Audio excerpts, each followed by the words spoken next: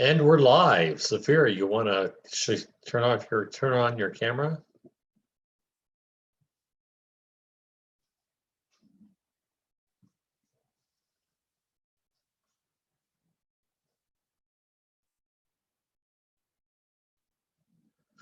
Well, my name is Ian, and I'm the host. And welcome to Hugo's weekly webinar.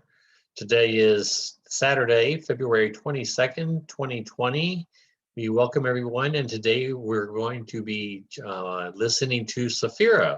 We're going to have a little bit of a talk, and she's going to be doing channeling for us today. Sephira, do you want to introduce yourself?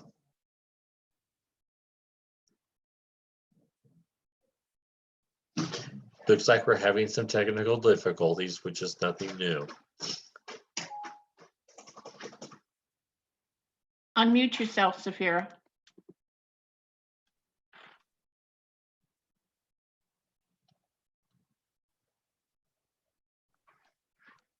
Sephira, you're muted. On my phone. Okay, there you go. Hello, everybody. Sorry, I was on my laptop and now I'm on my phone. And of course, the phone Zoom is different from the laptop Zoom as far as me figuring out everything and the angle and all of that of my video. So forgive me for that. But I'm on my phone now. So, hi. Okay, the picture looks good. Thank you. If I move it down like that, is that okay? Yeah, that's fine. Because otherwise I have to hold it the whole time. Yeah, that's fine. That's good, just like that. Okay, great. All right, so let's start over. Hi, everybody. Yes, very good. Thank you. On Facebook, I'm Ruth Tuminello. That's I was born, Tuminello is my married name. I was born Rory. I've been using Ruth for many years because of my connection with the Bible and the story of Ruth. But in 2008, I got the name Sephira from the Lyran Book of Names, and it means channel of God or vessel of God. So that's a big challenge to live up to, because the hardest thing is to move my concept of my own identity and self-consciousness aside and let myself just be a pure vessel. But anyway, that's the goal. So I have been channeling off and on through Human Colony here since 2014. And I had my first experience with channeling in that sense in a more powerful way was when I was about 18 years old, and I was in a Christian movement, and we had an all-night prayer meeting, and then there's a gifts of the Spirit, and one of them is speaking in tongues, and so I didn't speak in tongues, I interpreted the tongues, and that is one of the gifts of the Spirit. So that was my first experience, but then I moved away from that, and I lived in Germany for 20 years, had children. I've been a missionary for 35 years in a few different paths of serving God in whatever way. The second one was dealing with interreligious dialogue in order to create world peace. So if we can find out what we all have in common, then we can stop being disunified and having all these little petty differences over things that we may not have in common. So that was a lot of my work for the last 30 years and partly in Germany. So then I met Human Colony and I got introduced to working more with extraterrestrials and angels and things of this nature. So yes, that's a little bit of background about that. And whenever you channel, you never know who's going to come through beforehand. Is that correct? Not always. Sometimes I make a list of all the people that I have channeled so far, and there's a list for today of the different beings that I could recall that I have channeled. Sometimes I forget because I channel them and then I don't channel again for a while and then I forget. But Yes, and then I will usually ask beforehand. Like today, I did ask beforehand who of all of these beings would like to come, and I kind of have a order of who would like to come, but that could change.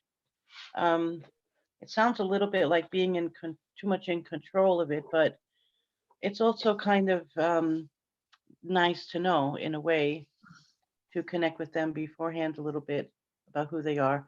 And I've always thought if our group, when like when normally when Jim Charles channels and he asks everybody who they would like to bring in and people make different suggestions. And, I can't channel like that where I can just channel anybody who's asked.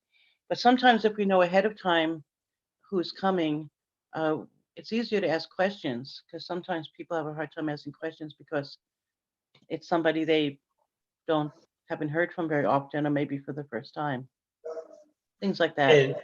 And are there certain types of questions that you can or can't answer or don't, like, personal questions about health or things like that? Because I know some people, everyone's different with their channeling and their ability to answer questions with the information that they receive. Yes, that is a great question, Ian. Thank you. So I was listening to answer that. I was listening to Bishar the other day. If for those who don't know, if you look up Bashar on YouTube, you will see many videos of Daryl Anka channeling and a being from the Sasani race. And so Bashar said just recently, he said he comes through. Uh, Daryl receives his energy no more than 15%. Well, let me say that better. Daryl receives no more than 15% tops of his energy. That means that the energy of these beings is so powerful that we wouldn't, like people talk about ascension symptoms where they feel nauseous or dizzy. This is what it is walking into a vibration that's much higher than our own. We just it's like those movies where you see this invisible shield around a ship or around somebody. It's like hitting those shields. You just can't get through. So they do tamper the amount of energy that's coming through. Now, as far as the information, I sometimes a lot of my channeling, let me put it this way, is focused on healing and personal emotional issues that people are going through or relationship issues. And it's not so much that I can name 5 planets in the certain galaxy or things like that. I don't normally get that kind of information. And I'm also a conscious channeler. A conscious channeler is conscious of what they're saying. Uh, I try not to be too conscious of what I'm saying because I don't want to add to it or interpret it or um, edit it as it's coming through because maybe I'm thinking, oh gosh, um, really maybe that shouldn't be said. Or like one time I channeled to Kerr, who is another being that we channel here in Human Colony for those who don't know her. And she was asked about vaccines, and I remember she started to say, "Oh boy, I'm going to get in trouble with this one." So, and it's the same thing also that a lot of beings don't want to tell people certain things because it's not going to it's going to like parents who solve all the problems of their children. It's a kind of overprotectiveness that goes on with that, but it also doesn't help the children grow and to be self-responsible. And I never really liked that answer when I used to ask myself, well, can you tell me this and tell me that? And, something about, am I doing the right thing? Or what is my strongest point for my spiritual work or whatever? And they would just say, yes, you will find out. And I'm like, okay, you don't want to tell me, or, I mean, why don't you want to tell me? Or you don't know, or yes, I would start to doubt. But then I realized it's not that. It's like the philosophical question: if you're in a forest and the tree falls, will you hear it if you're not there? So they don't really want to tell us something that would change the trajectory by our thinking, by our focus on a certain direction. Like, there's two paths. And what they, the saying, energy flows where focus goes. So if you're focusing on one path and they say, well, actually, that's not the right path, you should focus on the other one, and then your focus changes there. But there was a whole lot of restoration and lessons in that first path that you kind of you made an agreement with yourself that you needed to go, and now it just the other path looks more attractive because somebody with a higher title or from another realm told you that. So they really can't do that for us, unfortunately. And when my children were young, um, my husband, my former husband, is from Sicily. I don't know if you know Sicilian people, but they like they just want to control everything their children are doing and when they're doing it and how. And it's meant in a really good way, but it really just leaves the child feeling very good on one side because they have so much attention and people do care. On the other side, when it comes to making their own decisions in life, it gets really hard. So sometimes I'm still asked by my children, well, about decision making, or they have a hard time making decisions. So these are mistakes that parents make, and these are not mistakes that our extraterrestrial or angelic friends make. Putting it that way. Yes, I hope that answer wasn't too long-winded, Ian. But there you go. No, not at all. Okay. Um, so So you've talked about your human colony experience. You've been doing some channeling for the human colony for the last couple of years, and the number and the beings that have come through. What else can you tell us about your channeling process? Did you have to prepare before this call? I do. I ground myself and I connect. I connect vertically and horizontally, and try to collect that energy from above and also below into my being, into my heart area. And then I pray that I can let go of my own thinking and my own interference in it or my own ego. Um, I can feel their energy so strongly, especially before I channel. But of course, as soon as an audience is there, as soon as the camera goes live, then there is a nervousness that a lot of people experience and that I experience. So I it's hard then to keep all those good intentions, about not being involved at all in the process in this case. But my intention is that whoever comes through and their intention also is to be edifying for everyone.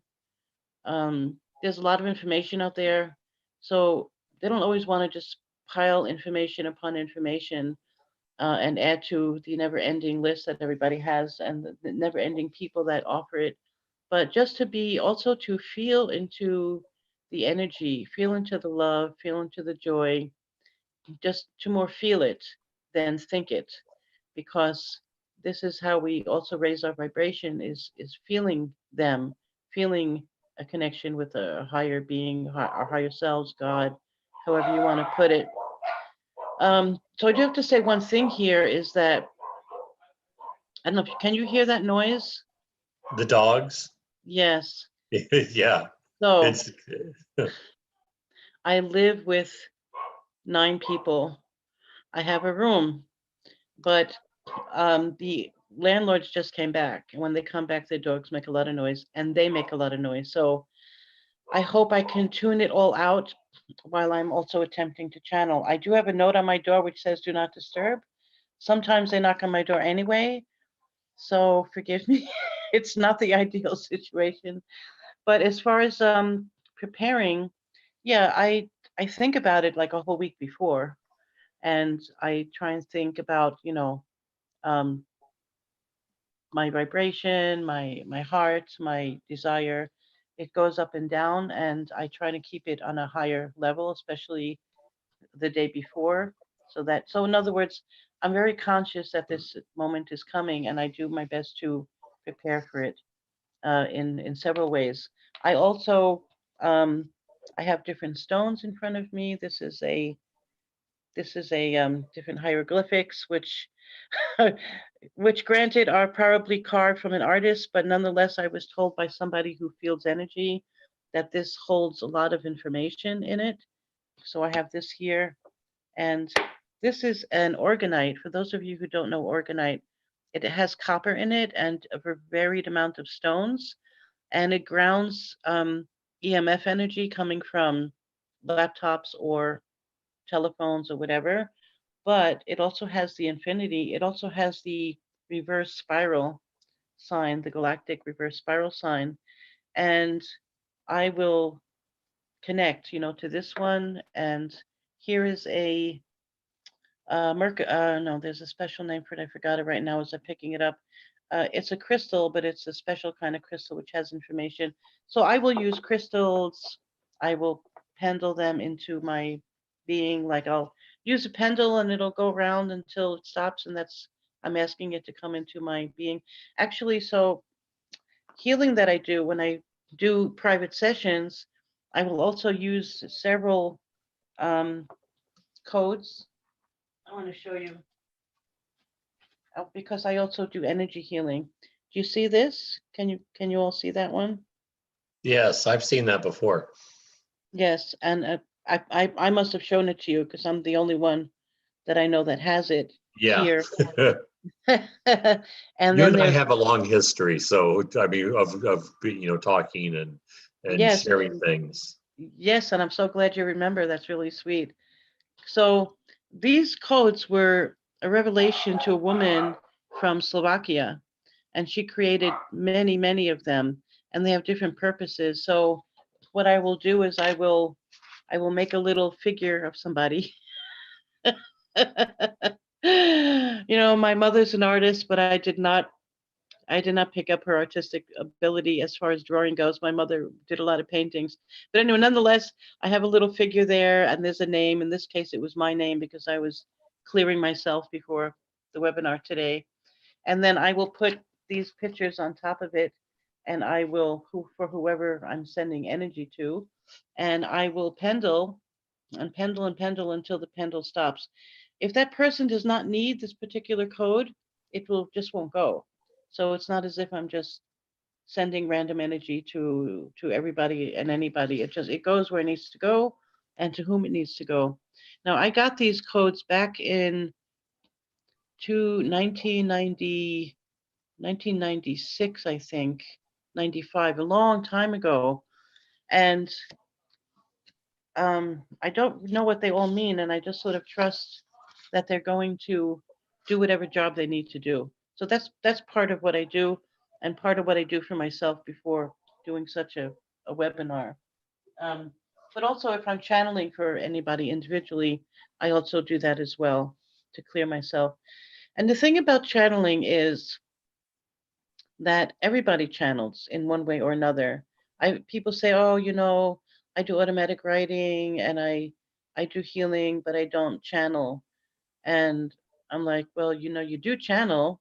You're just not sitting here and trying to speak on behalf publicly on behalf of somebody else."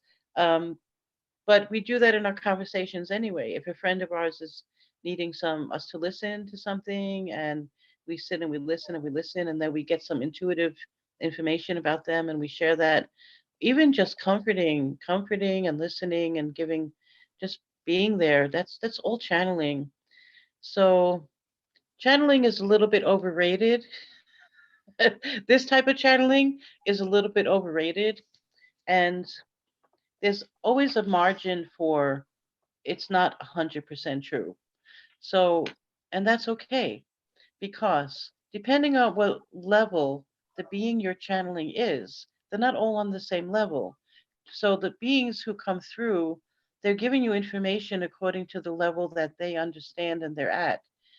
Even when you're a medium and you're channeling somebody from a certain part of the spiritual realm that they're in, they can only share with you their experience from their realm.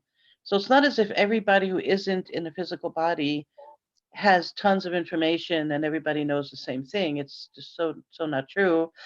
So so that's why it's kind of interesting to have different channelers, because everybody brings through a different flavor. I may not be able to tell you who the names of your hybrid children, maybe not, maybe not. As time goes on, I might be able to. But there's other aspects that I bring through. Um, Deb and Rick bring through a whole nother aspect. They were here last week.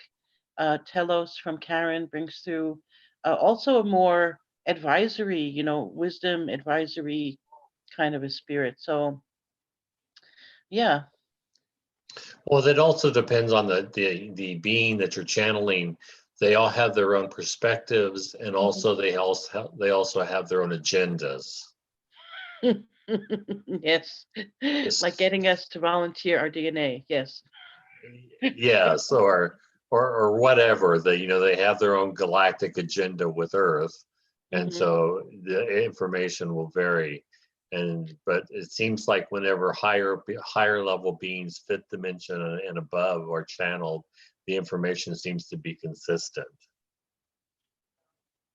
Yeah, to some degree, yes. But I've also heard high beings with different, yeah, consistent to some degree. I agree. Now, the thing is, what I heard is that the Pleiadians have a karmic situation with Earth, and they cannot ascend until we do. So their interest in our ascending to the next level is directly correlated to their own ascension. So they are very invested in helping us.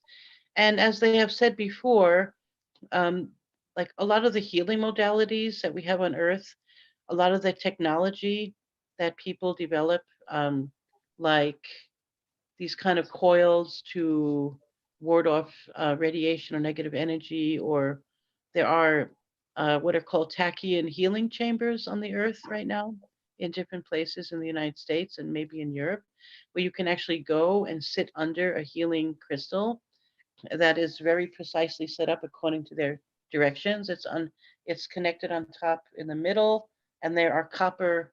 It's a copper pyramid that reaches out from that point around, and there's all kinds of ways and technologies and quantum healing, quantum touch, emotion code, which I also do. Like I talked about last time I was channeling on here, did an hour on the emotion code and what that is. So this is the way they've been for, very long time, helping us by giving us tools for our own healing.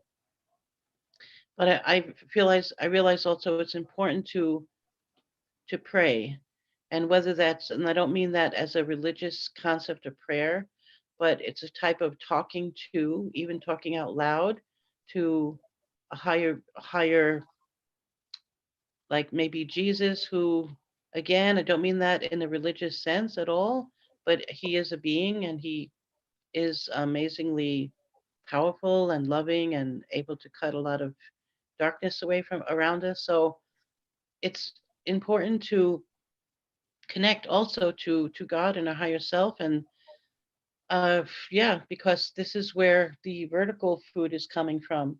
This is where our spiritual food is coming from. And then service to others is another way to get our spiritual food. So it's got to be, the vertical, and then connecting to our heart, and then moving out horizontally around us to a spirit of service. And yeah, this is all the spirit. We need spiritual food. And Well, I think that the praying is very important. I mean, whether it's to source or to angels or to whomever, because it helps protect you if you're going to channel or do other work. You hmm need that prayer for a lot of different. It's a tool. hmm yes, yes. And praying for others is like, because the angels often say that they can't come uninvited. They just can't come uninvited. You have to ask them. And when someone is in an emotional position where they cannot ask for themselves, then this is where praying for others comes in, because you're sort of asking on their behalf to intercede. And so this is also a very nice thing to do for others as well. Because we all have a lot of tools at our disposal for healing modalities, raising our vibration. But when we hit a dark night of the soul, it's so hard to reach out for that tool. And this is where others can come in and help intercede for us. And there are a lot of people whose mission it is simply to do intercessory prayer on behalf of others. And so, yeah, the thing is that a lot of people don't want to share their hardships with others. They feel like it's a burden, or they feel ashamed, or oh, well, I'm really not supposed to be going through this struggle because I have all these tools. And so I can't really tell anybody. And this is a great misfortune. And how a lot of us get attacked is because we have this concept that we can't let anybody know what we're really going through. So that's another aspect of it as well, and what community is supposed to mean. But I notice that within a lot of metaphysical communities, members become afraid to share with each other because there's not enough education about how to really help each other without using dogmatic platitudes to hand them. And yeah, so it gets complicated. But anyway, interceding for others as far as listening, being there, but you can't intercede unless somebody opens up and shares about what they're going through. So yeah, there's a willingness to be there for that as well. Yes. I just was looking at YouTube and it's asked if you could please share more information about the lady that you got the code paper from. Oh boy, I don't know where she is anymore because I can try. Let's see this, and she when she came to visit us in Germany, because I was in a religious spiritual community there, and this is how I met her. Somebody who knew her brought her into Germany, so she always had an interpreter with her. So let me see if I can. They have numbers on them. I'm trying to see because I brought a lot of codes with me. I lived in Germany for 20 years, and I brought a lot of codes with me from her, but I haven't really tried to look up her website in a while. But if you can see that it says um, B Terra, and maybe you can try looking that up on may not show up in America. She was from Slovakia. That's as much as I can tell you, but I know that these are very powerful symbols. And yes, I use them in trust. And when I have worked with people who are very energetically sensitive, they can feel these energies. Definitely. One will cut off the negative, one will add the positive, one will reconstruct the auric field around somebody. One will help with the polarities to balance the polarities in people, in someone, things like that. I don't know if that's really been helpful, but that's as much as I can say about it. But I do use them in my individual healings that I do, among other things. Okay, great. Do you happen to know her website? I don't. I just have this card which says B Terra on it. Can you see that? Yeah, we can see. That's all I've got. So I haven't seen her. I left Germany in 2008. Last time I saw her before that, I think, was 2000. So we're talking 20 years since I've seen her. But I think about her. I'm grateful for her because she said she got these codes pretty much they would just appear to her, and then she would draw them and emboss them on these plastic cards. And I have a lot of other codes from her as well. So I brought them with me from Germany because I went to different workshops that she had, and she gave us those codes. Okay. Well, do you feel like you want to start maybe getting into the mood to channel? Oh yeah, I'm good. Thank you. I appreciate your questions because they're very helpful. Because a lot of people who might be watching for the first time. This might all be new to them. It might not be.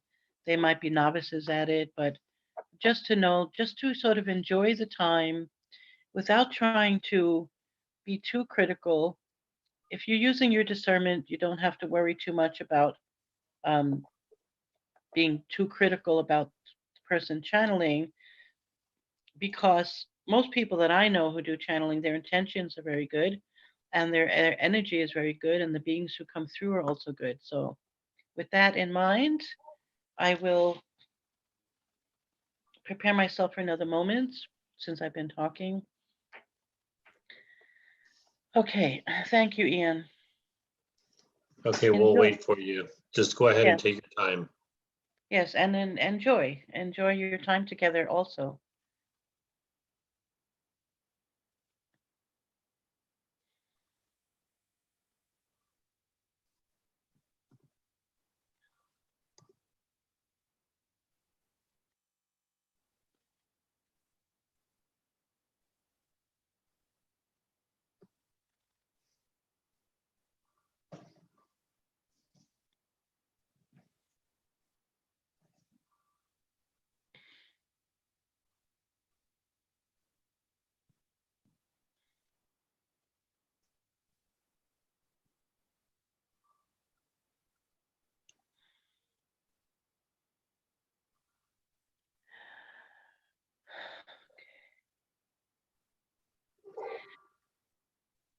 Well, hello, and I will tell you that this is Mother Mary.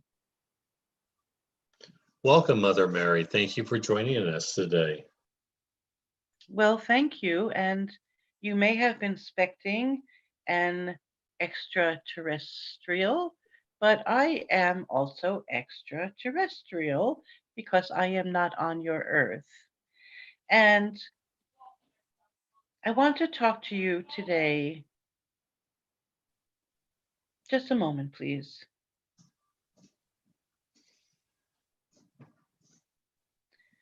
There is some disturbances in the environment of the person I am channeling through.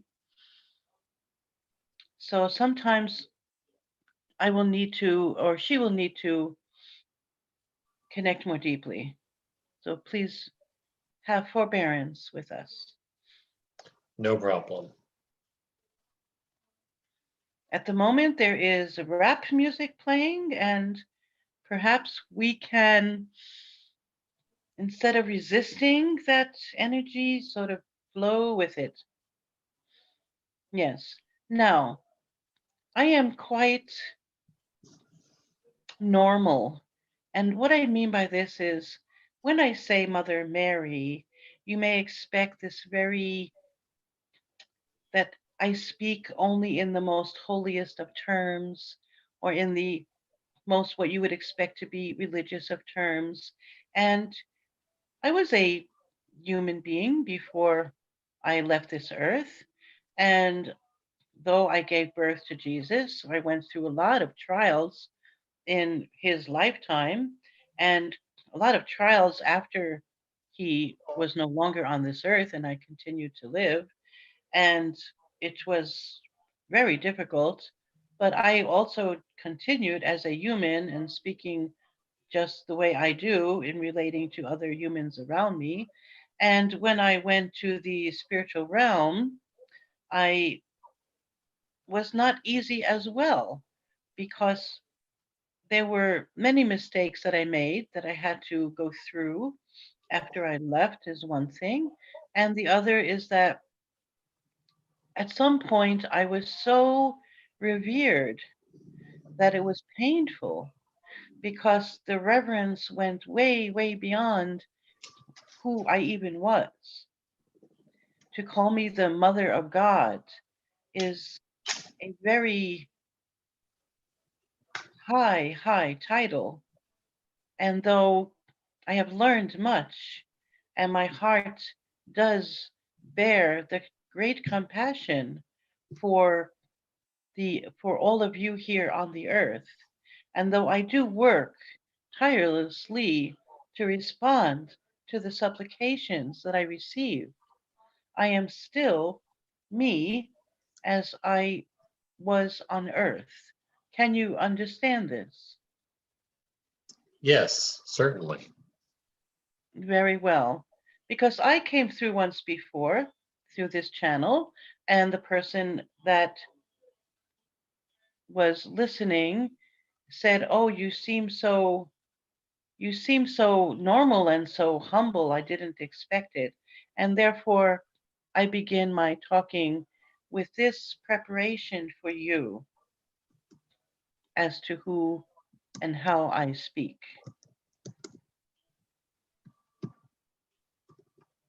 Okay. What did you have an opening statement that you would like to talk to us about, like ascension or anything?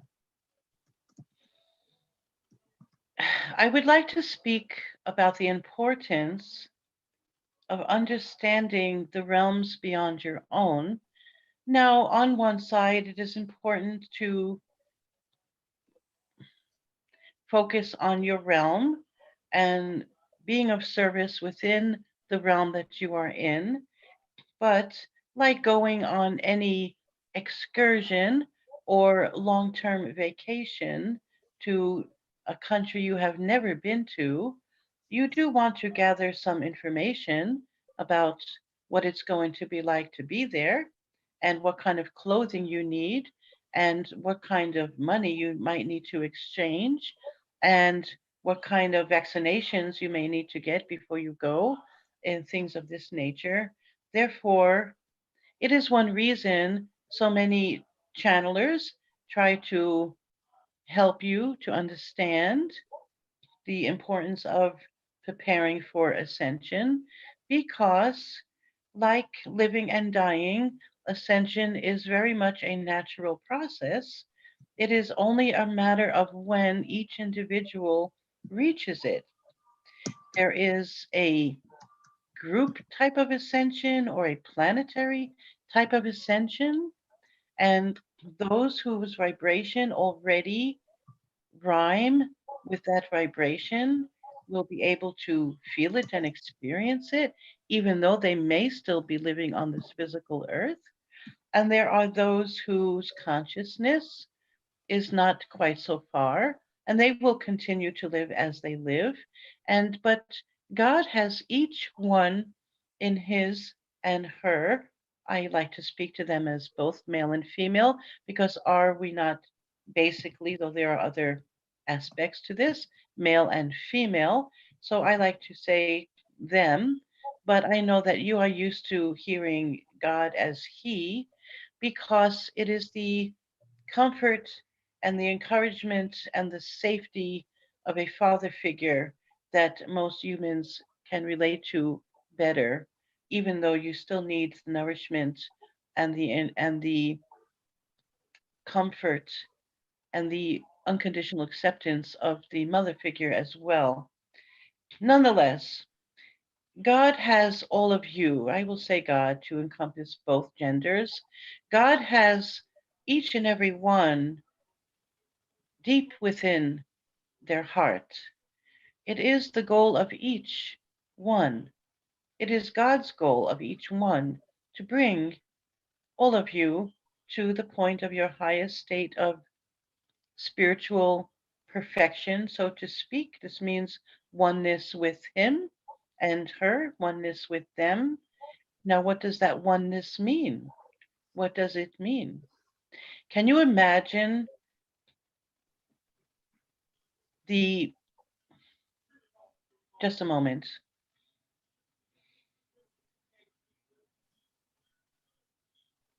imagine putting yourself in God's position and seeing the corruption on the earth, seeing the misuse of power, seeing individuals who you love so deeply as your children hurting themselves, either cutting themselves or addicting themselves or allowing themselves to be beaten. You see these children misusing themselves in all sorts of ways because they have not experienced his love and her love to such a deep extent that they understand intrinsically who they are, both internally and externally. Imagine being in that position. Imagine seeing the knowing that children are being stolen and used in a sexual way. Imagine yourself being still able to love and accept unconditionally all of these conditions and still working to reach inside the heart of each one who may be hurting themselves or hurting others, to bring your love, to bring your deep love, which will transform their heart and their life. This is what God does for your people on earth. This is what Jesus does. This is also what I do, is to reach into your hearts. We wait for that little opening. We wait for that call, and then we rush in as much as we can to try and widen that space. It is, think of a dam which has a tiny little hole, and we try to use any space we can to widen it until there is a flood of our love flowing over all of you and each one, which brings tremendous transformation. Now, you have heard on your earth plane so many speak of their experience with Jesus and the Holy Spirit. And after they have had that experience, they were able to go from the darkest of places to the highest of places in their life. They were able to shed all of it and start completely new. This is real experiences. This is not a delusion or made up. But unfortunately, your religions have forced too much hell and damnation, or the fear of hell and damnation on you, and have used religion to control your power, that you don't want to hear about these things if you are not directly involved with it, because it just seems so mm, religious. Again, she is speaking and telling us something that is of a religious nature. Well, you know, the word religion simply means to rebind, to reconnect. It was never meant to become the over burgeoning institution that it has become. It has never meant to, was never meant to propagate so much fear. It was never meant to dampen your power, because if you are your full selves in God, then this is a relief for us. We do not want to hold that back, because the more of you that are fully who you are and fully healed, then you are free and we are free to move on as well and to do greater things in other galaxies and other places. But we focus our attention on you and your healing because we love you and it is your destiny. And so it is our work to help you find that destiny. This is my message for this moment.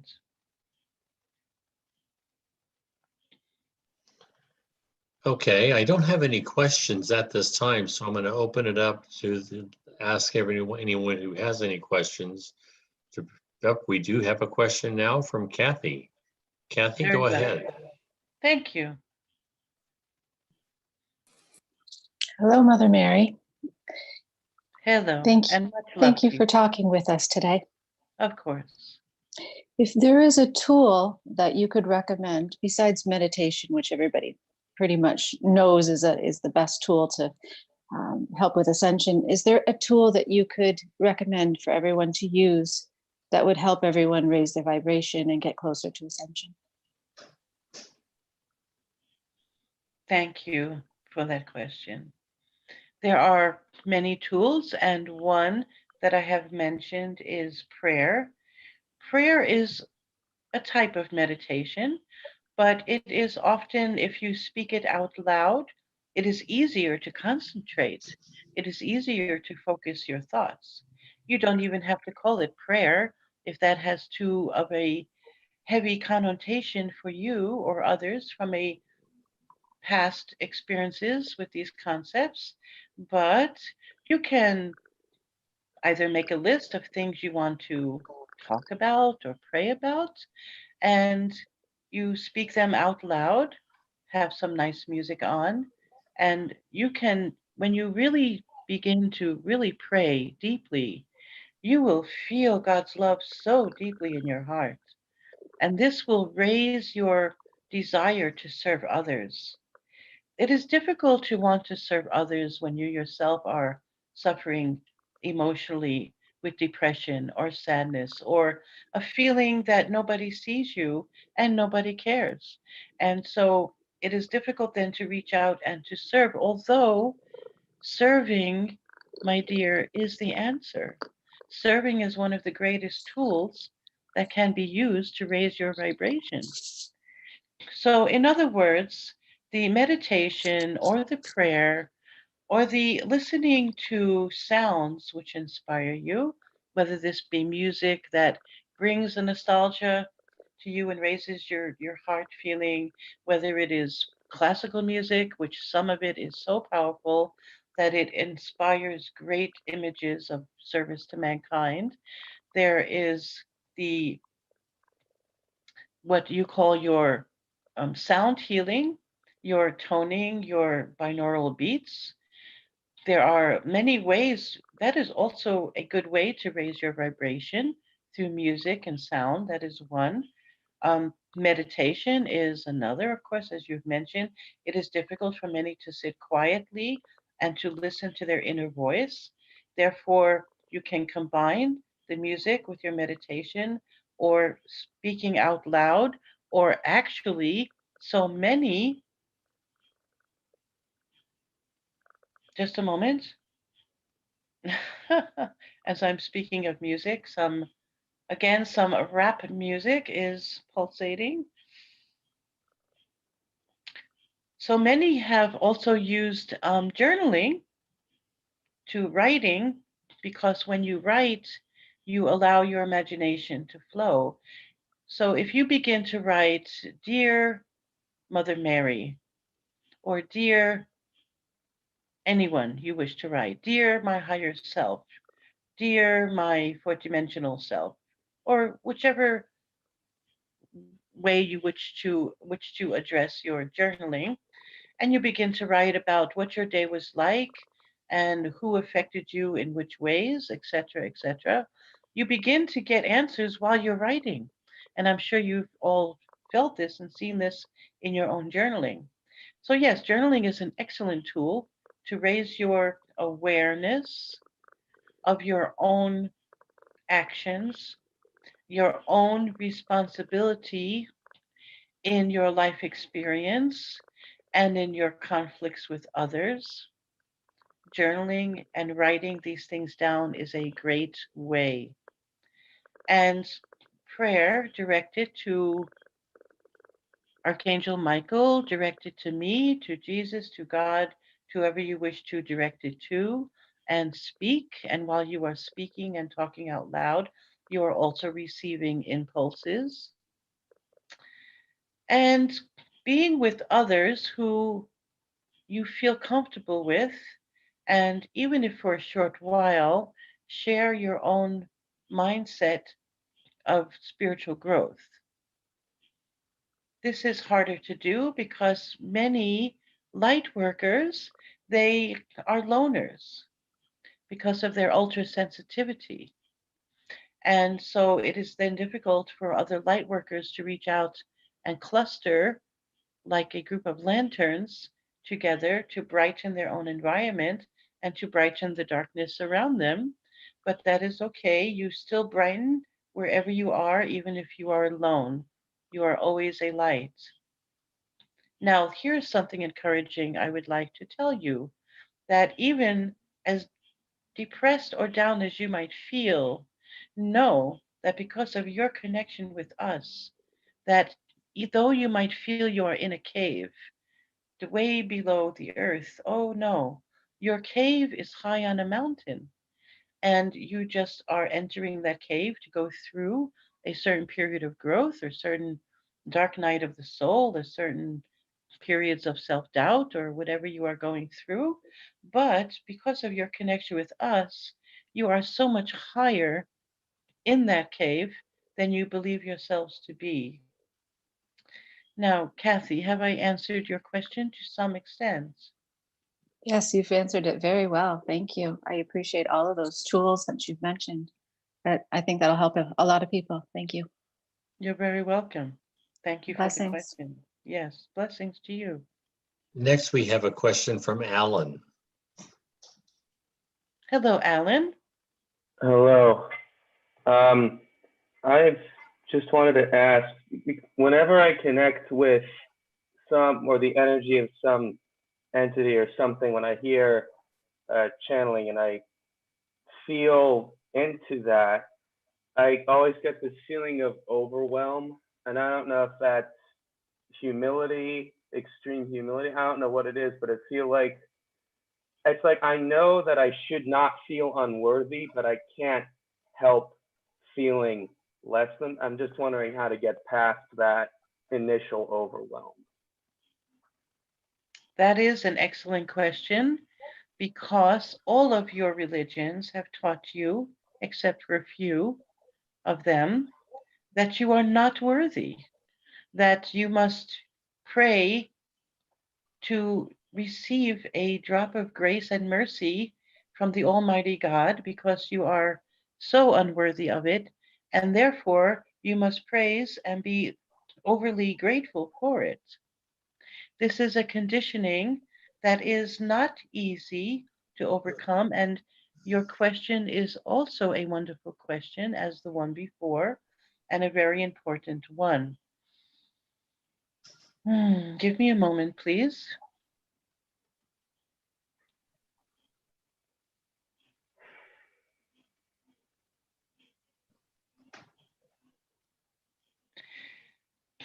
I would like to begin by saying that first, it is important when you are making your connection through channeling or meditation that you remember to ground yourself deeply into the earth and receive this very, very safe, very, very stabilizing, very nurturing, very self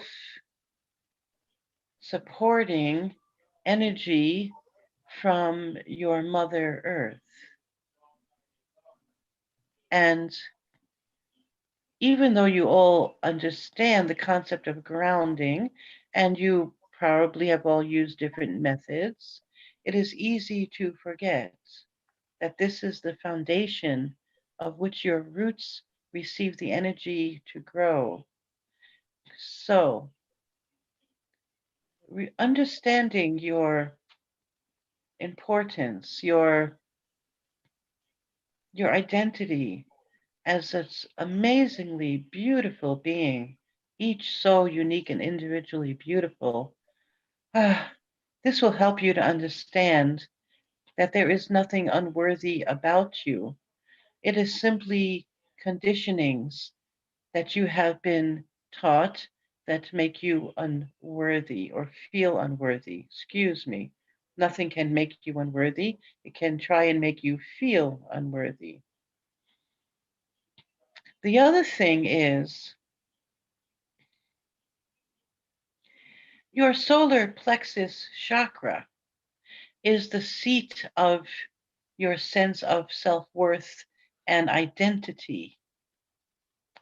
This emits the color yellow.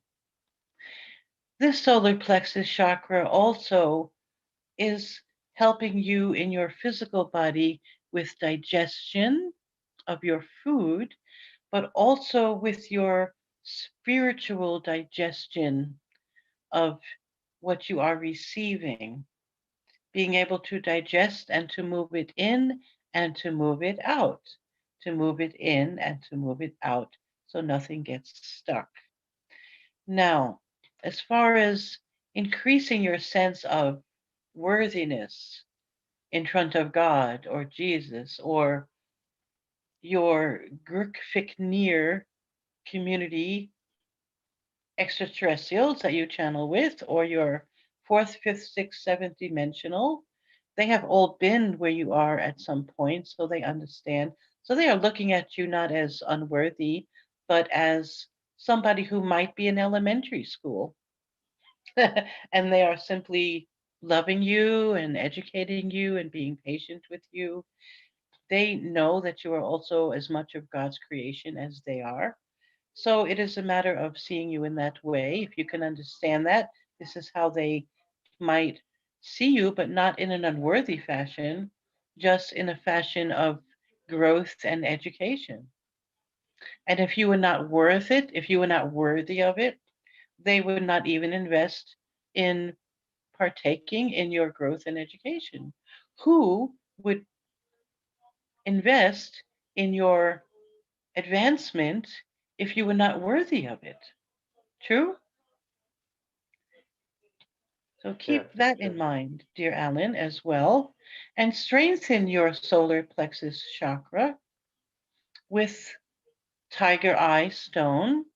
Will emits the color yellow. You can wear one in your pocket or around your neck and direct it consciously down to your navel area and strengthen it.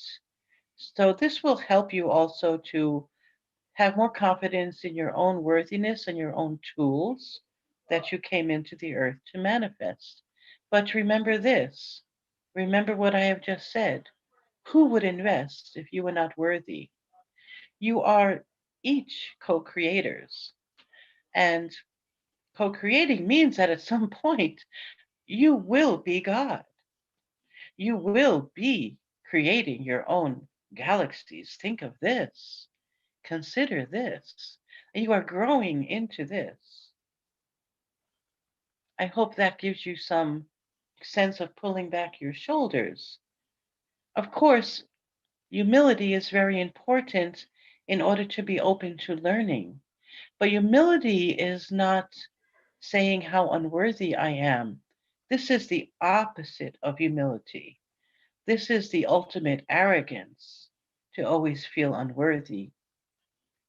In all reality, it is arrogance because you are saying that I am better than God because I do not believe that God created me. I do not believe that I am a co creator. I do not believe that I am his son or his daughter or their son or their daughters. You are making it very difficult to be a son or daughter of God when you are so sure of how unworthy you are. And in that position, you are unable to open up to learn because you are so sure that you are not worthy of it that you do not open yourself up to it. Can you understand what I mean, Alan? Yes. Like, yes. Hmm. Have I answered I'm your trying. question? Yeah. Yes. Yeah, well, you know, the years, amount of years that has been spent conditioning you, it is going to take a little time for you to recondition yourself once again to feel your worthiness. It is simply conditioning. You are not who you think you are in this moment. You are not. You are a co creator with God. You are unconditional love. You are power to manifest your unique individual stamp of creativity, of your manifestation of what is within you to manifest out into the world around you. You are God. You are God. And I know this sounds like a blasphemous thing to say.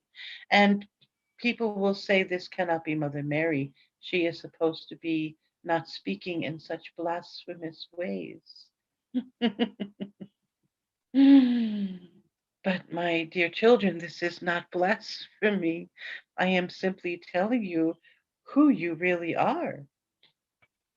And this whole idea of being so sinful and unworthy. Oh, this is such a sad veil for us to have to break through with you. We have to work on this all the time because we are supplicated all the time in a spirit of unworthiness. Please have mercy. Please forgive. Well, mercy is a real thing. Mercy is a real thing. And God and Jesus and myself and so many others have a great capacity of compassion and mercy, knowing that you have been misused and abused, and therefore you yourself abuse and misuse. We see this, and so we do have compassion and love for you. I was saying before, if you were God and observing all of this, would you have the capacity in your current moment to be able to continue to serve and to love and to reach out to and to educate and to want to embrace as your children? How difficult it is for you when somebody in your near environment is, you are angry with them or they are angry with you, or you see their behavior being so horrible. These are not people you want to serve, but this is God's heart. This is God's heart to want to love and serve and reach in a deeper level.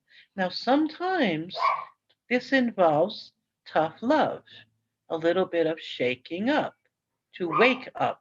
Sometimes this is also part of it.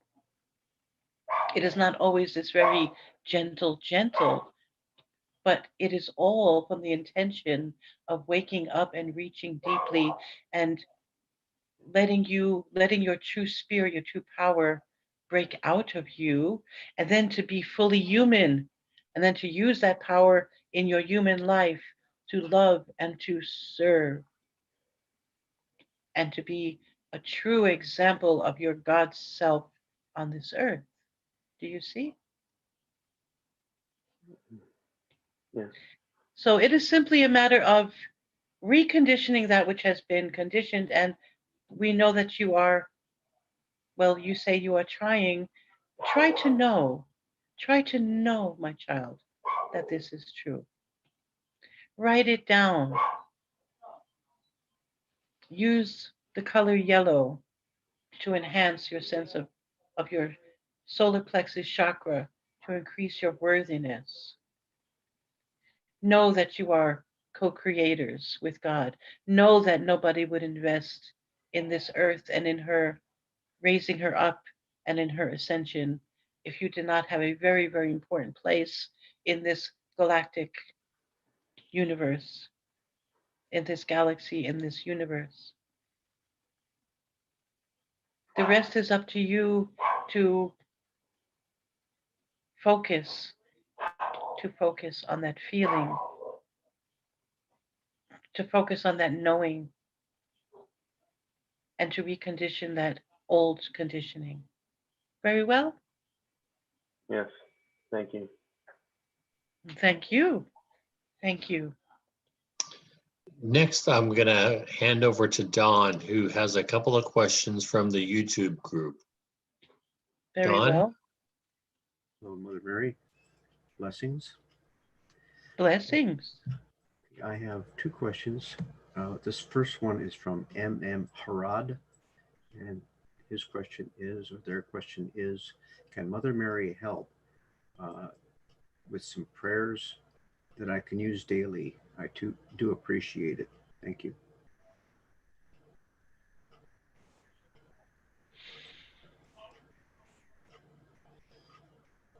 Just a moment, please.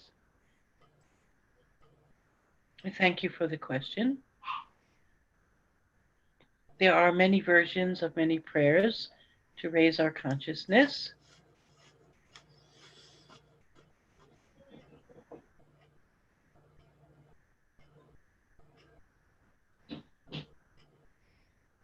I cannot help but think of the Lord's Prayer. You do realize that? Because it is very simple, but also very telling, although probably adjusted in some ways.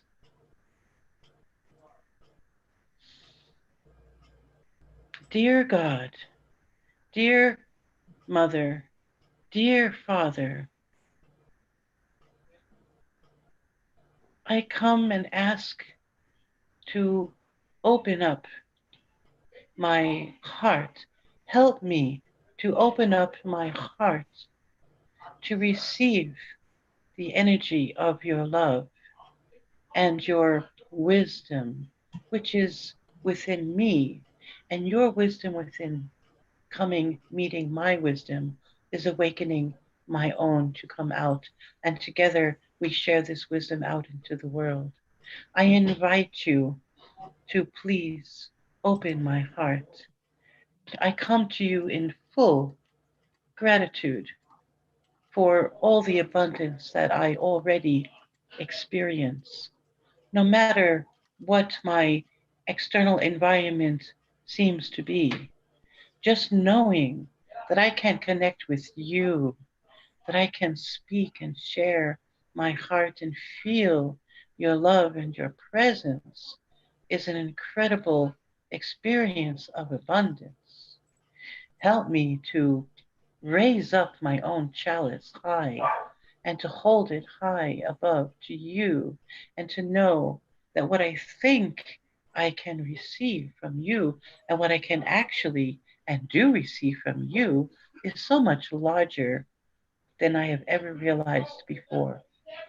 Let this elixir of golden light and love run through, down through into my heart and through my entire body, enlivening the God self that is within me. Guide my life when I wake in the morning, when I am during my day on this earth. Show me, how can I be of service to you? How can I be of service to those around me? How can I be of service to myself that I am able to be of service to those around me? Because in taking care of myself, I am able to take care of others. Help me, dear God, dear Jesus, dear angels, dear higher beings who are guiding this earth. Please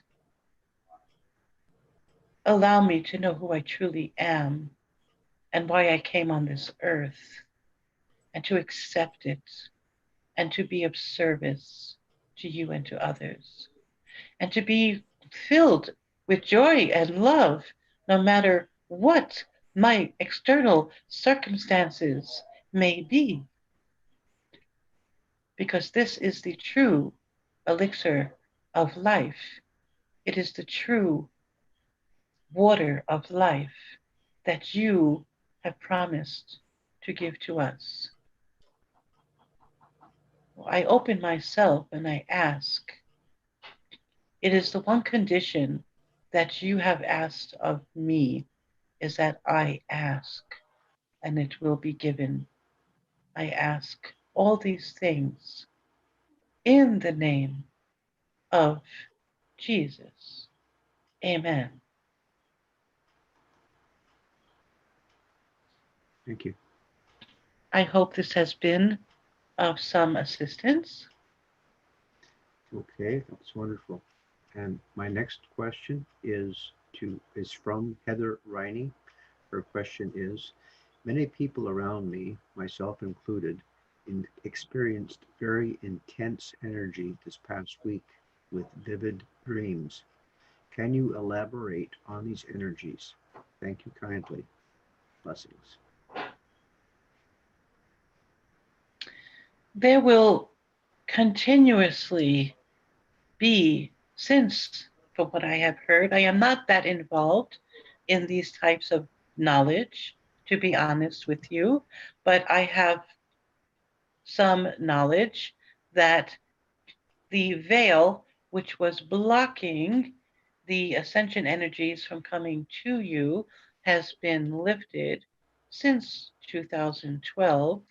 And there are waves of different aspects of energy that are coming in order to help to wake up your knowledge of your true self, as we have been discussing today. And since these energies, they land on many and each responds to them differently.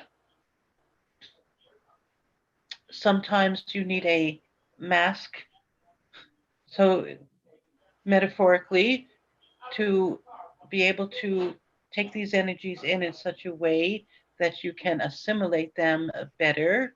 They can be very powerful.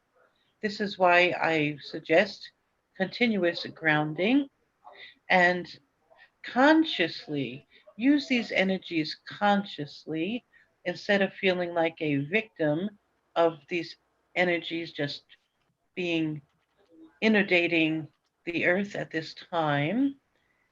Ask, be in control. You are in control of these energies, even though they are coming at you.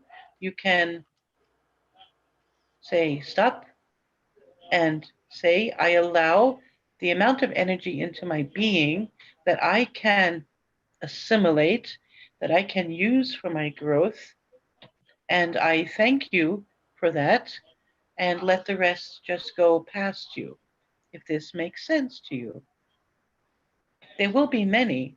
There are energies coming in to, you might want to say, it is a type of terraforming, which means an adjustment of your atmosphere and the type of nourishment and interaction your earth has with itself to grow, and the chemicals and the minerals and the necessities to breathe and to interact and for your vegetables and fruits to grow. There is a type of terraforming to prepare your planet to enter into another dimension. This is part of it. But along with, as I have mentioned in the beginning, there is also an attempt to, there's a kind of a group ascension where many will feel they are already in it. And those who have raised their vibration to the point to be able to flow with that. And for those who have not yet, there is no competition and no contest to get there faster than the next person or compare yourself and feel less than because others are able to do this more than faster than others, because each of you are individual units of a combination of your soul lives, of your ancestry, which many of you forget that you also have ancestry to deal with and all the things that they have done, and your individual personal experiences. And so each of your ascension process is going to be at a different pace. As you know, this is not new for you. Nonetheless, I remind you again of it. It is important not to compare and just to allow these energies to come in and say, okay, if I am not yet ready, that's fine. If I cannot, if I'm feeling ascension symptoms, it simply means that I am still adjusting to these types of energies. And as I raise my vibration through connecting to God, through connecting to your higher self, which is connected to God, through prayer, through service to others, you will continuously raise your vibration. In other words, information is not enough to become unconditionally loving as you are in your innate being, because you are God.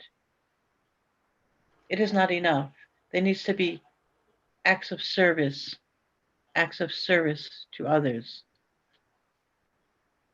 When you are continuously raising your vibration, you will notice these energies in a different way. At first, they might make you feel nauseous and dizzy and very heavy, but then as you take control of them and say, allow me to only use that which I can assimilate right now, and as you raise your vibration, you will have less and less of these heavy symptoms. I hope this has answered your question. Yes, thank you very much. You're welcome. Next, we have a question from Steve Martin. Hello, Steve Martin, Hello, Mary. It's good to see you. and you. So it's been brought to my attention that when I put energy into people through my palms, you're part of the team that helps with that endeavor. Thank you for your assistance. I wanted to know what specific situations when I'm dealing with people should I specifically ask for you? Can you please put that in a different way? I have not quite understood it. Forgive me. Oh, okay. So I do Reiki healing or Chi, whatever you want to call it, and energy comes down through my crown and comes out my palms. And I put it into people that I know. And it's been brought to my attention that I have a whole team of people who assist me with that. And you were named as one of those individuals. And I wanted to know with what I deal with, I usually am offsetting stress or depression or anxiety or aches and pains, different things. I wanted to know when I should specifically ask for your assistance, when I should focus on your being when I'm doing that. Thank you. Thank you. The energies that come in through you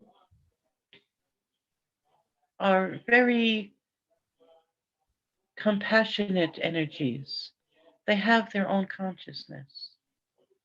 I would suggest that even though your clients may say to you, I feel very stressful or I am feeling depressed, to not give a name to that specific energy that is going into them. I don't know if I have said that correctly. In other words, let the power of our love flow without a name, without a specific end, but let it flow. Let thinking about where you are directing the energy, let that go. The more powerfully you feel us in your heart, the more powerfully that energy will flow. We are there for all types of situations. We want each individual to feel loved, to feel our love, to feel your love, Steve, for them, just by the nature of you being there and investing your time and this collective energy into their being. Hopefully, this will transmit the feeling that you, although you are a channel, but nonetheless, if they were not worthy of being free and healed, you would not be there for them. It is the same concept as I was speaking before, that if your world, if you humans were not worthy, we would not be coming to assist you to be the fullness of what you can be. Does this answer your question in some small way? Yes, it's like my healing has an electronic automatic setting, is what you're saying. That can be one way to say it, yes. Let it flow. Connect. Yes. While you are, do not focus so much on the person in front of you. Focus more on, focus on me. Focus on God, on Jesus, on the extraterrestrials around you who are also contributing to the life energy force coming through you to them. Focus on the love you feel in your heart from us and this energy as you are being a channel. We are edifying you while you are working to edify someone else. Very good. That's very helpful. Thank you. You're welcome. Now, I would also like to make a recommendation, if I might. Okay. There is a energy source.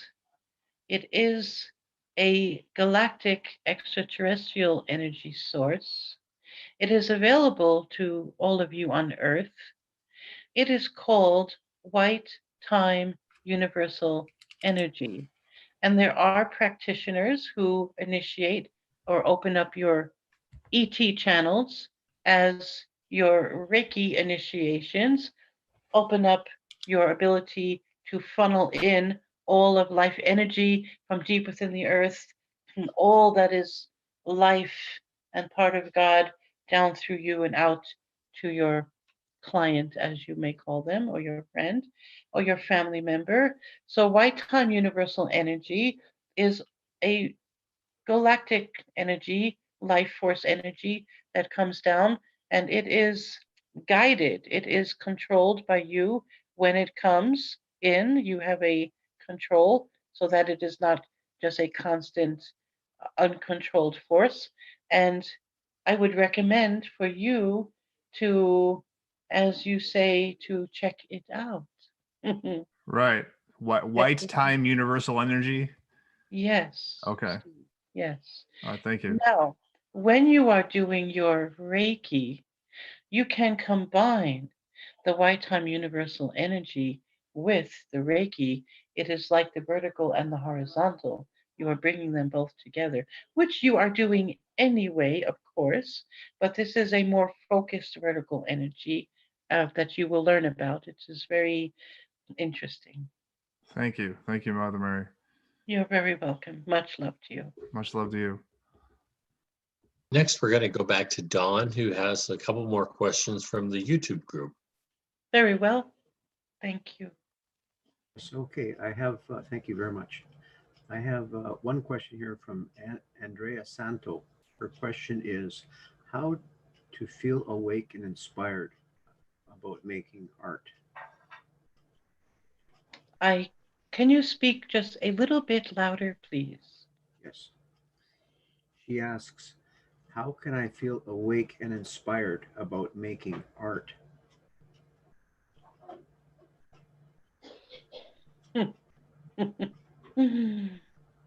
What kind of art? I'm wondering. There are so many forms of art. There are those who are wonderful public speakers. There are those who make, in any kind of social gathering, people feel at ease. This is an absolute art. There are those who draw, who make music, who write music in their head, who are a wonderful go-between between the art coming in from the spiritual realms down out into your earthen realm. How to be inspired? Well, I would suggest first engaging with the kind of art that inspires you. In other words, before you feel inspired to practice your art, do you know, has your particular artistic vein been told to you? Have you discovered it for yourself? In other words, many of your children have art put upon them through music classes and all kinds of other ways to put upon a child's art or their talent. And many have a bent for a particular type of art that nobody has told them or talked with them about, and they may be a little bit shy to venture forth with it.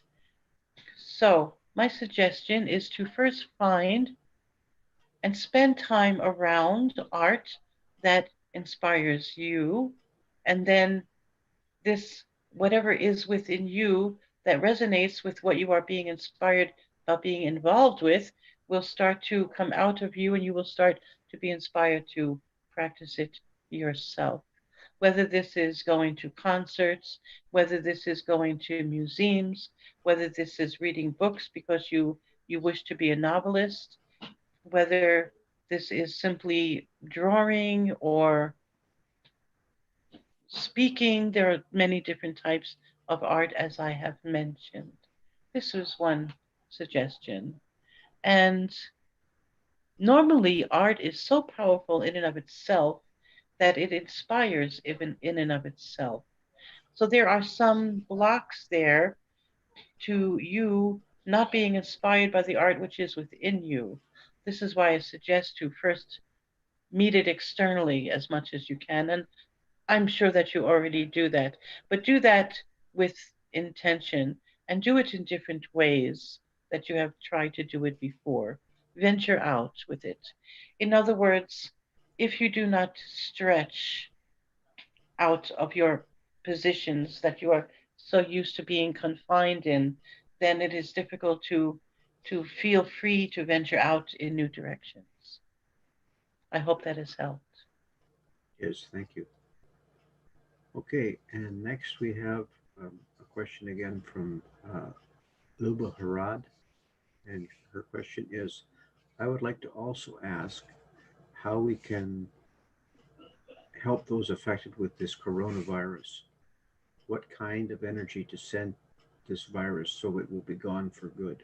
Thank you.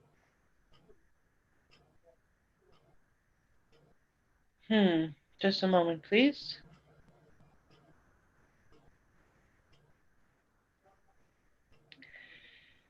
The reality behind the coronavirus is very, very complex.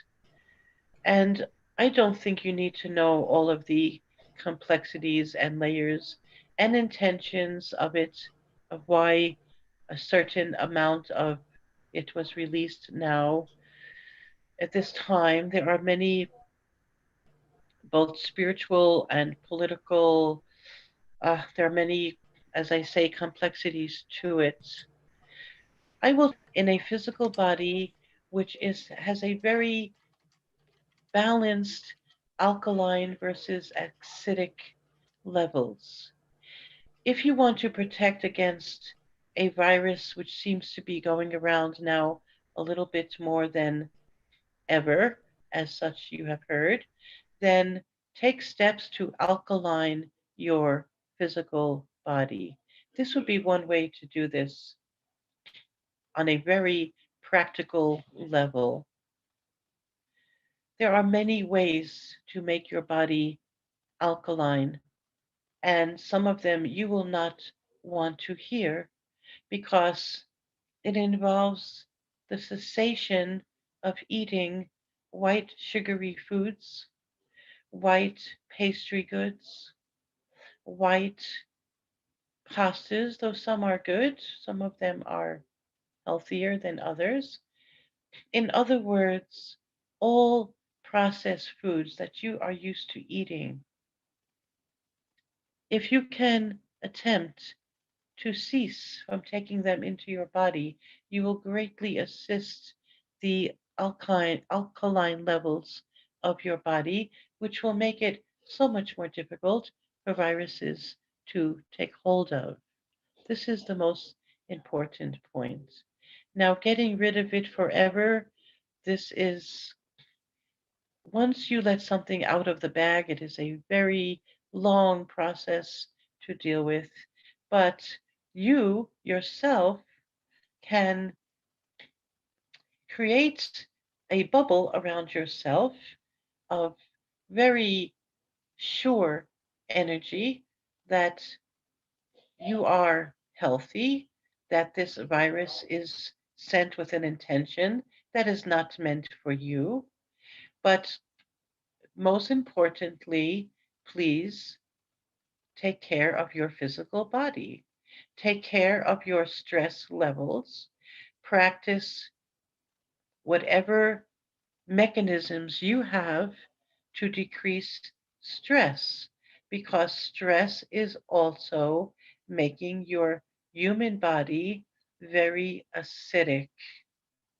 Stress equals acid.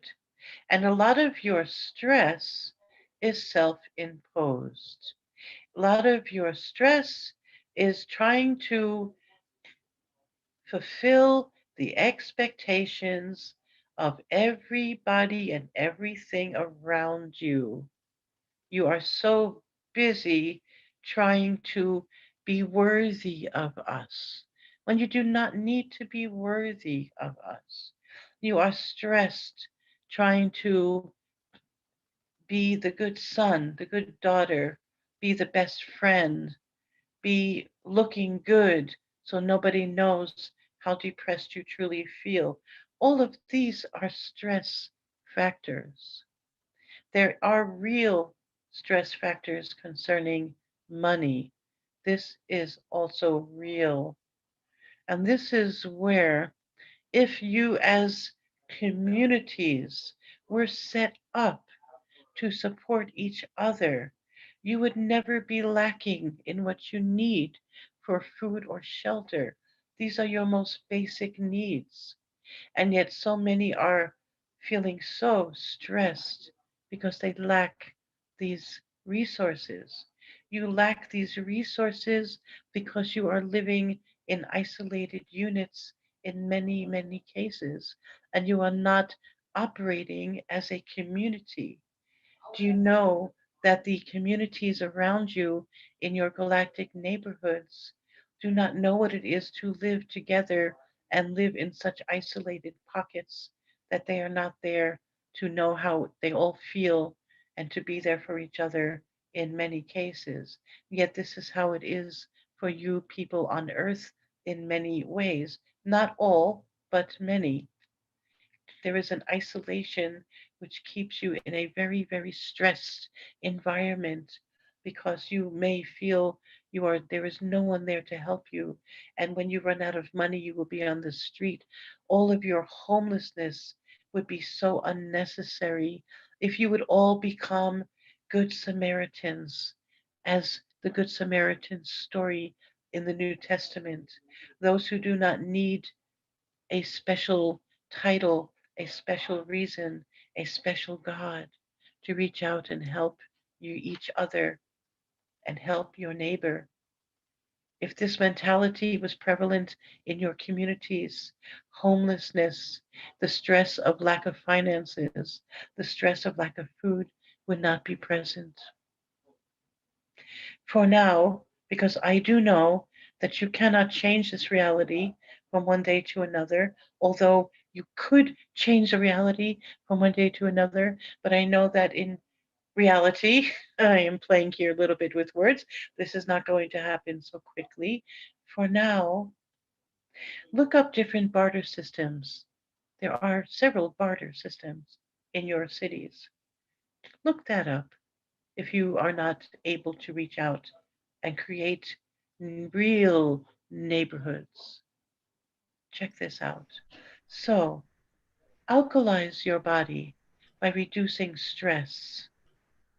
Practice breathing. If you can do nothing else, breathe.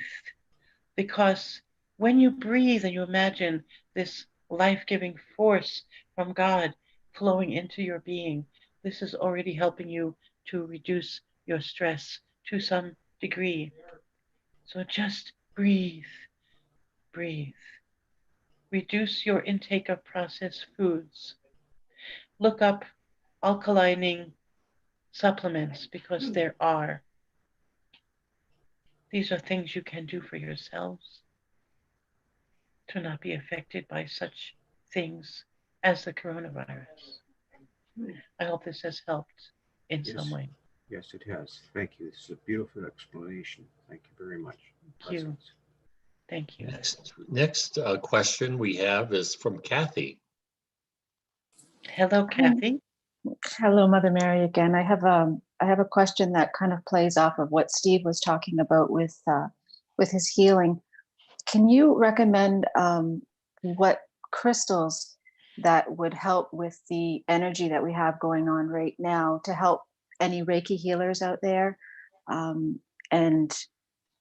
And also expanding on that, can you help, for those that don't know a lot about crystals, can you guide us on how best to use them as tools in healing for Reiki practitioners, or even people who are not Reiki practitioners? I am not an expert in crystals, my dear. I am sorry, but I can tell you, you are familiar with the selenite Yes. crystal. These are very self-cleaning, and they are very cleaning for the environment or whatever is on them. You can find a way to put one in each corner of your abode. This will help create a type of energy environment that is cleaner, so that when you are channeling your Reiki energy down through, it is lighter and easier for you to do, easier to connect, easier to flow. This I can tell you. I hope that has been helpful. And Yes. now I do know here that this channel, and I don't know if you can see this because my eyes are closed. Is it being shown on the camera? Yes, it is. Very well. This is kyanite. This is very powerful. It doesn't always come in this form, but she uses it to cut cords after she has done healing or channeling. This is a reminder, dear ones, after you have done your healing or your channeling, it is important to cut the energetic cords that you have just engaged in this healing. Otherwise, you may carry some of their energy with you afterwards. Mhm. It's just a reminder in case you forget. This is how she uses this one. But this also is a angelic, very powerful stone, which will balance your chakras.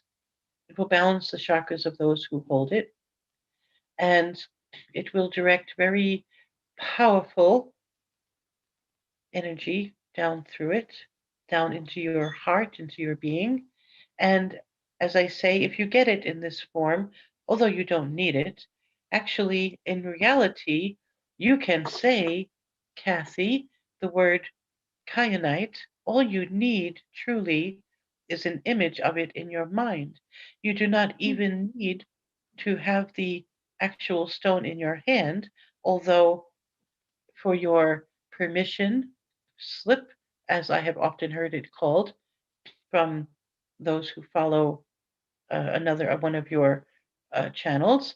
It is a permission slip, and it'll help you feel, of course, more substantially connected. But in reality, you can hold a image of a kyanite stone in front of you and ask, please cleanse my chakras, cleanse the chakras of those in front of me, because everything is instantaneous. Your thoughts are instantaneous. This is another thing I forgot to mention about keeping your vibration high. It all begins with your thoughts. Your thoughts create form. Your thoughts create form. Now, sometimes you feel like your thoughts are coming from your emotion and not from your thoughts, but it begins with the thought, and it is so instantaneous that it shoots down and triggers the corresponding emotion. Like you have a thought, you hear a name, you remember somebody who betrayed you, and you instantly trigger the emotion connected to that. Mhm. Well, your thoughts, and you have all heard this, I know, but please allow me to remind you to be very conscious of your thoughts, of your thinking. There is a method, it is called redirection. It is used in psychology to get somebody who is very fearful off of the thought that is making them fearful. It is redirection. You use this with your children when they are angry. You say, well, would you like this instead? And you redirect their emotions. This you must practice with your own thinking. Redirection. This does not mean to deny the healing you need in your journey from the results of your journey. This you go to practitioners for, or you pray for, but I am talking about your daily thinking that comes in about others, about yourself. It's very important to, while you are working on getting rid of what was there inside beforehand, while you're doing that, you need the power and the energy to continue that work, and keeping your thoughts in a light. Let them be thoughts of light. Let your words be words of life that come from your mouth, because as Jesus said, what comes from through the mouth comes from the heart.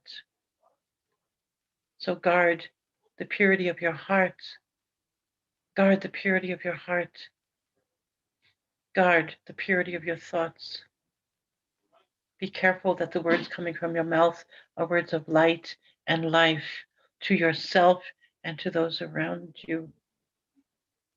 These are all contributing ways for raising your vibration, so that when these very intense energies come in from higher realms and four-dimensional terraforming of your earth and your energies, you are able to assimilate it and feel the wonderful joy from it.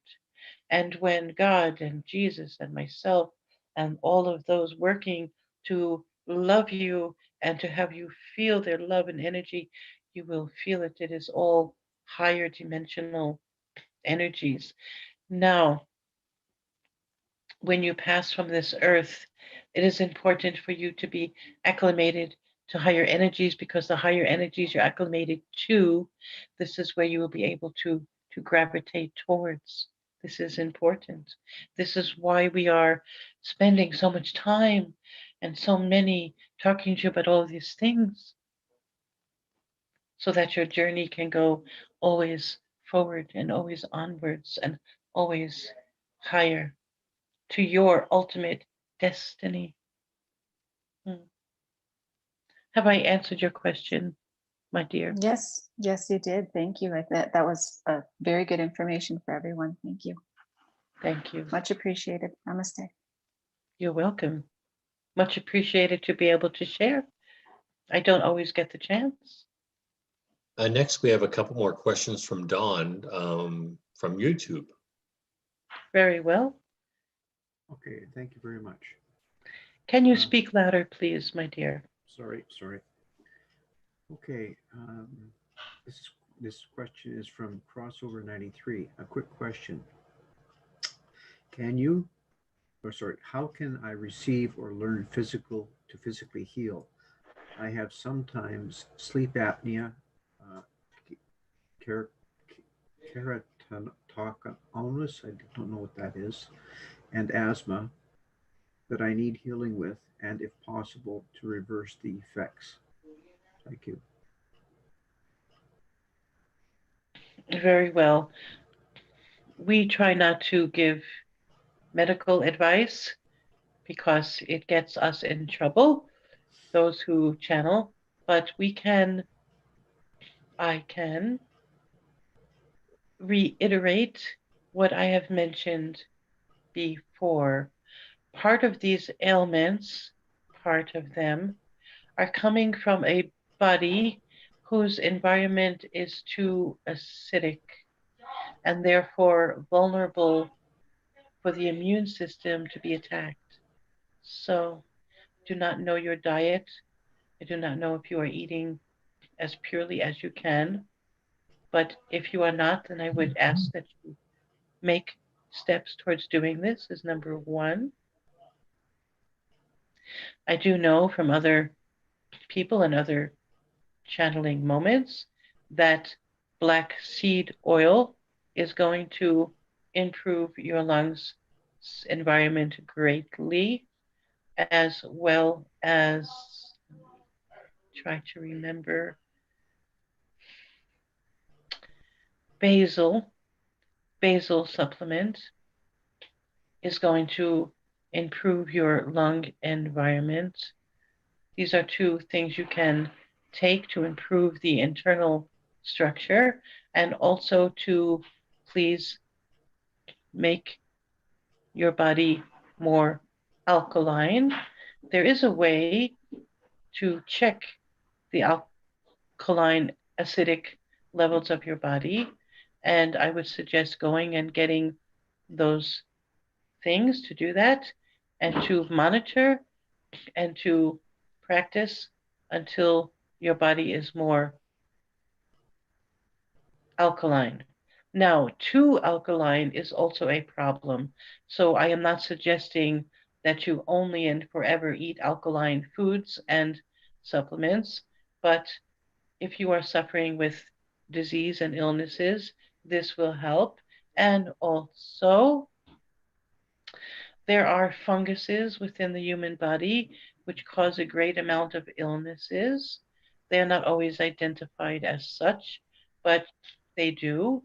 And there is a way to kill them naturally because you need to have them cleansed from your human bodies in order for your organs to be able to rebuild themselves back up. And it is and I know because this vessel has done it as well, is to only eat protein and vegetables for at least 3 weeks. Only.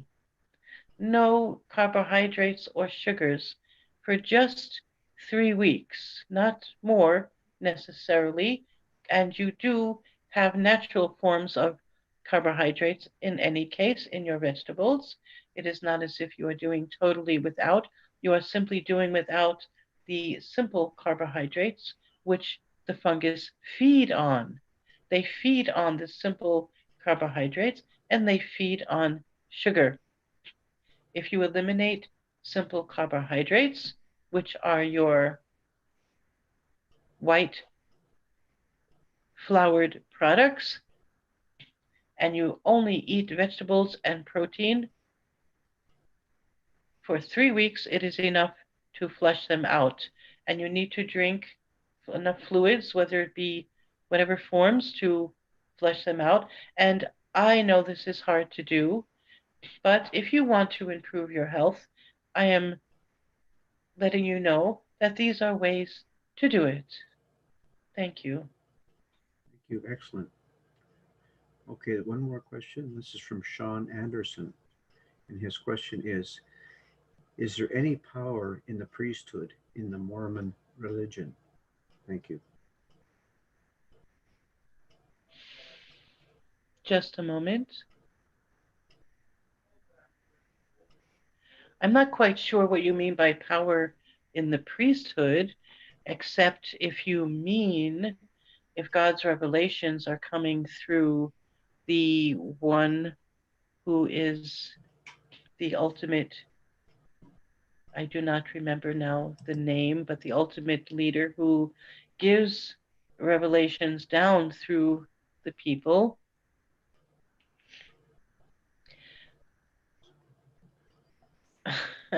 Without causing too much trouble, I will simply say this, that in every religion that has sprung up on your earth, there is a piece of the puzzle which represents the whole, which is good, and there is a piece of control which is less good. Let me put it this way. Now, when you are judging your sense of worth by looking up to a priesthood or any kind of leadership and feeling like if I follow them, I will be good. If I do not follow them, I will be unworthy. Here you are already giving away your own power. Now, if the priesthood, and any group of people, by the way, who pray, do have power. Power in itself is neutral. It is how that power is intended which makes all the difference. Therefore, you have your white magic and you have your black magic. Each has a different intention, each have power. So when you have a hierarchy like you do within the Mormon religion, and there is a lot of prayer, a lot of that prayer has good power because they do pray for the nation. They do pray for their political leaders. They do pray that their children grow up with good moral values. This is all good. On the other side, it is a lot of control, because then there is this feeling that if I do not keep this way, that I am unworthy. So it's a two-edged sword, because there is conditioning, which is hindering, but there are also many good aspects to it as well. There is nothing inherently purely evil or purely good in that sense, in this context of what you are asking. I hope this has helped. Yes, thank you very much. You're welcome.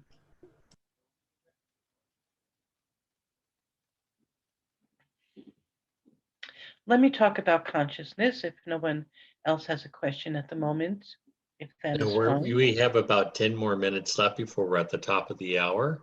So you can go ahead and do that. And we would also like to ask you for a closing blessing. Oh, very well. So feel free to talk about consciousness. Yes, I do feel free. I am taking a moment again.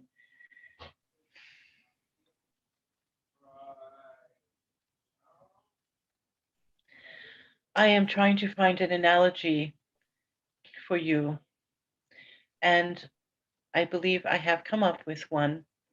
Imagine a piece of paper, and you have covered this piece of paper with a thin sheet of water, and now you have taken a artist, oh, what is it called? A brush, an artist's brush, and you dip it into a color, and you drop this color in the center of that paper. You will see the color from that center point spreading out and covering as far as it can spread within the wetness of that paper. This is some analogy I wanted to give you to think about.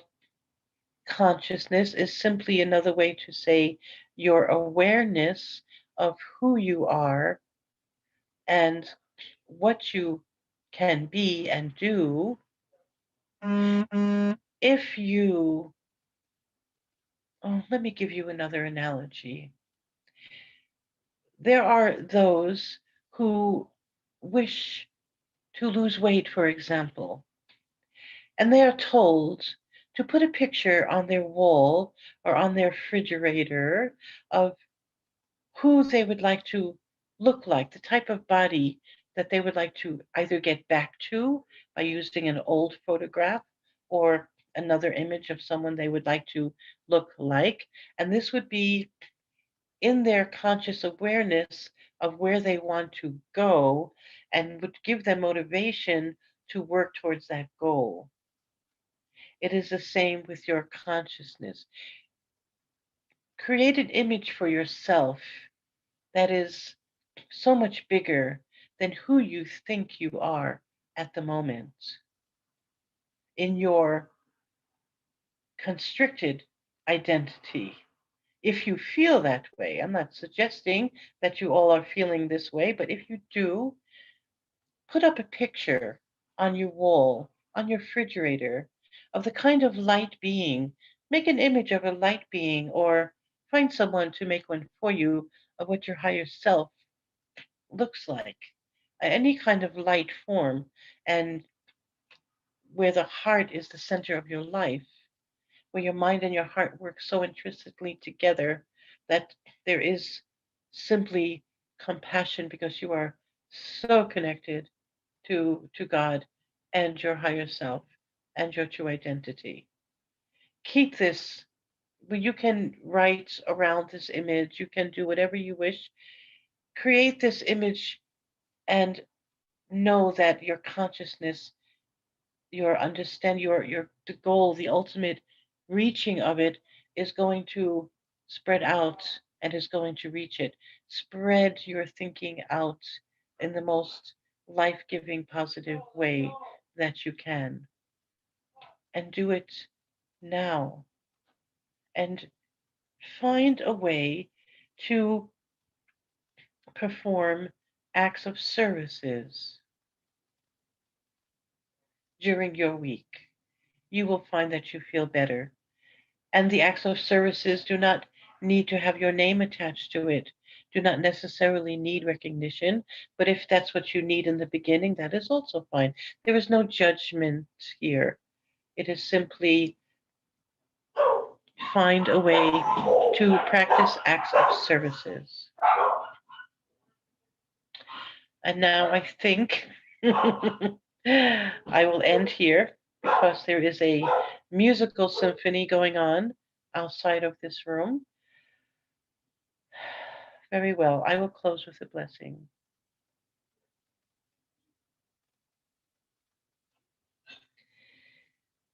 May you feel the depth of your heart.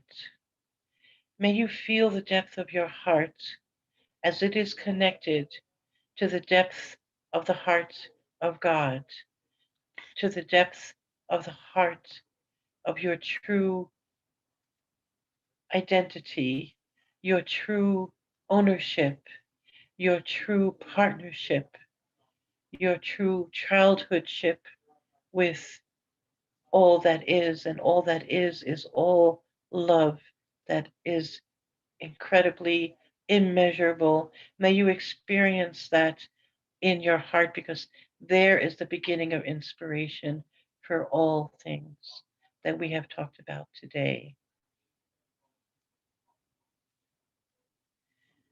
Reach out to each other if you need to. It is important. And not only if you need to, but reach out because maybe someone who you did not know needs you, needs you. That is my blessing for this week. May God protect you and guide you on your journey.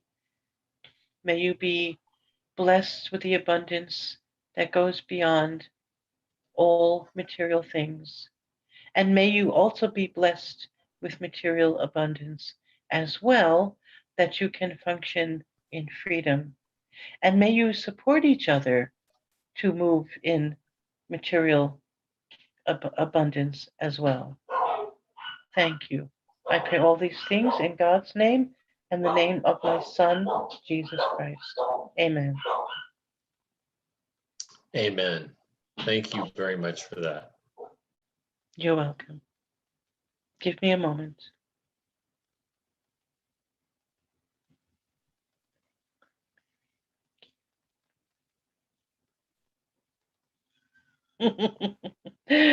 Okay, thank you. That was lovely. Wow. Thank you. I feel very happy. Beautiful, Sephira. You did amazing considering all the background noise that you were dealing with. And that was incredible that you were able to block that out and do so wonderful. Thank you. Thank you. Thank you so And I much. loved your introduction before too. Wow, so informative. Oh, thank you. Oh, I'm so Thank- happy.